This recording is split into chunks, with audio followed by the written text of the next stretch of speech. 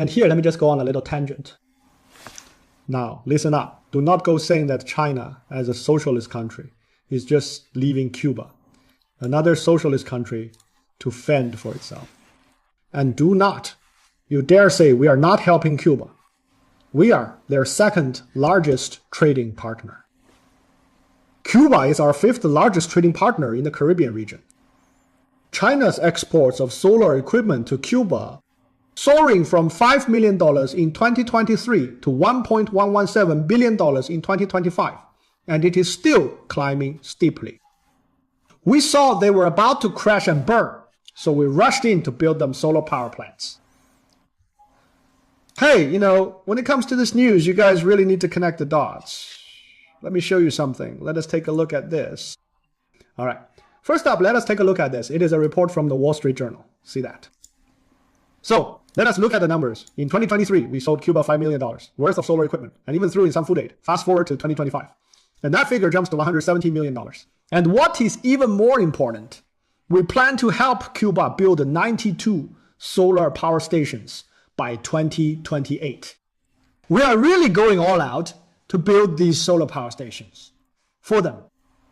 So, you see this oil, right? It was pretty much expected that Cuba's oil supply would run into trouble because of the US blockade.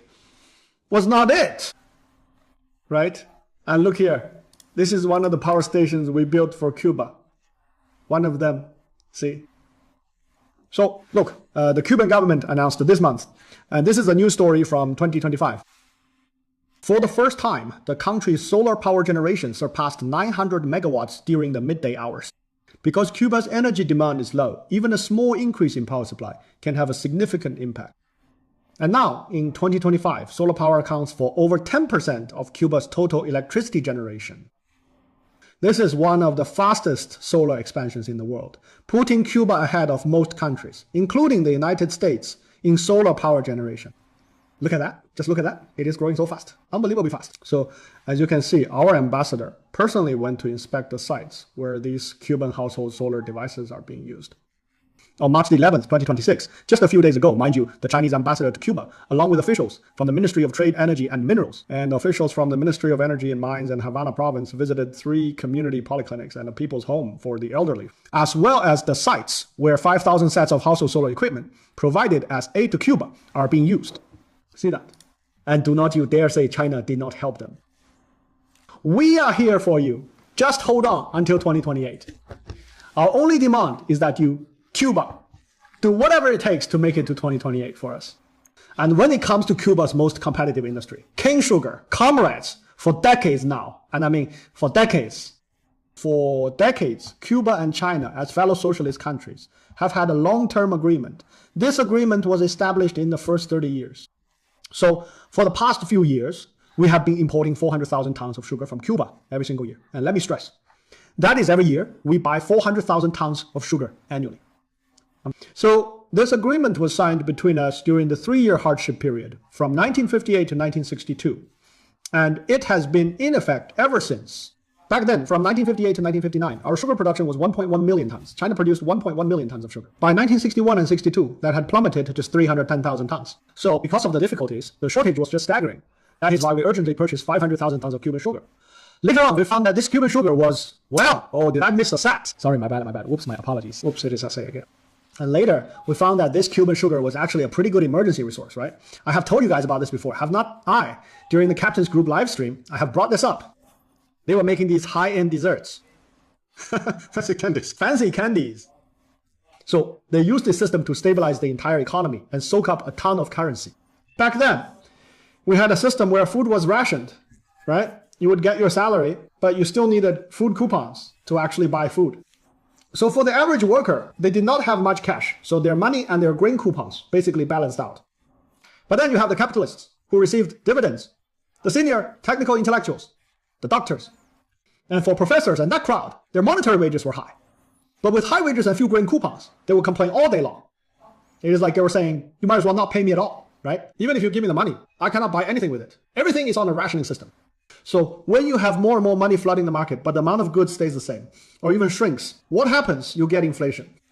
So what is the end game here? So you bring in 50 tons of Cuban sugar, use it to make high-end candies and gourmet desserts, and sell them at premium. That is how you match high prices with high prices. Sell it at a high price to those with high wages, or to the folks who are, bringing in things like eggs and grain from the countryside, and sell them on the market or on the black market to those clever farmers. And then by matching high prices with high prices, they could get that currency back and stabilize the economy. So this sugar, Cuban sugar, was a perfect emergency relief supply for us back then. So for every year after that, we would buy 400,000 pounds, for preparing for war and famine. But, well, things changed after the reform and opening up. Well, not exactly changed. It was more that the demand for sugar supply had changed. So after the reform and opening up, we established a new policy to be self-sufficient in sugar production. So in the decade from 1979 to 1989, China's sugar production more than doubled, from 2.85 million tons to 5.7 million tons. By 1992, it had skyrocketed to 7.91 million tons. And, well, we had basically achieved self-sufficiency. But we were still buying 400,000 tons, and that never stopped. And as our standard of living improved, here comes the key part. Pay attention to these numbers. The demand for sugar grew and grew. From 2021 to, 2001. No, 2010. 2010, that is right, 2010. So China's average domestic production of white sugar is about 11 million tons. Yeah, around 11 million tons. And even with that, we still have to import sugar every year. Just take a look at these import figures. So here's a chart. Take a look at this. The domestic white sugar supply and demand balance sheet. See, in this situation, hey, who is that cursing? Who is swearing in here? Who is it? What is their name? Let me see the name. Point them out to me. Quick. I am kicking them out right now. Come into my stream just to curse. What is wrong with you? All right, this is your first warning, a 7-day mute. I am not giving you a permanent ban, but hey, if you keep this up, it is a permanent ban. Got it. Oh, so Genius Boss Panda is also throwing insults. I say, you admitted it yourself. Hey, it is good that you admitted it. That is what we call leniency for confession, right? Leniency for confession. All right. So right now, how much sugar do we import each year? We are basically bringing in about 3 to 4 million tons of sugar annually. And look, by 2025, we are projected to import 4.92 million tons of sugar. In fact, our sugar imports have consistently been at a high level. So you might ask, if we wanted to, could we produce that much? Yes, we could, but there's just no need. There is just no need to dedicate a huge amount of farmland to that. If we wanted to, we could do it anytime. I mean, it is not like sugarcane is some kind of, it is a real pain to grow. We just need to be able to meet, say, 60 to 70% of our own demand. That is good enough. Honestly, folks, look, have you guys figured it out yet? Have you seen it? So we have to import 4 to 5 million tons of sugar every year, and that amount is growing annually. In 2025, it has gone up again. Last year, it increased by 13%. And that means something really crucial. Hey, thanks to Fei Sheng for the new Captain subscription. Appreciate it. So what is this super important thing I am talking about? So if Cuba could just pull itself together, even if its sugar production only stayed at half of what it used to be, even if it dropped from 8 million tons, as long as it could maintain 5 million tons. I am talking about China, just US, the Chinese. We need it for our own daily legitimate use, not just to prop them up. For our genuine needs, we could easily absorb 90% of their production. If they had the guts, if they had the pride to stand on their own 2 feet. We were able to set up Bank of Kunlun to handle Iran's crude oil business. So why cannot we just establish a Caribbean bank? We could set up a Black Pearl Bank to handle business with Cuba, right? You love imposing sanctions. Do not you?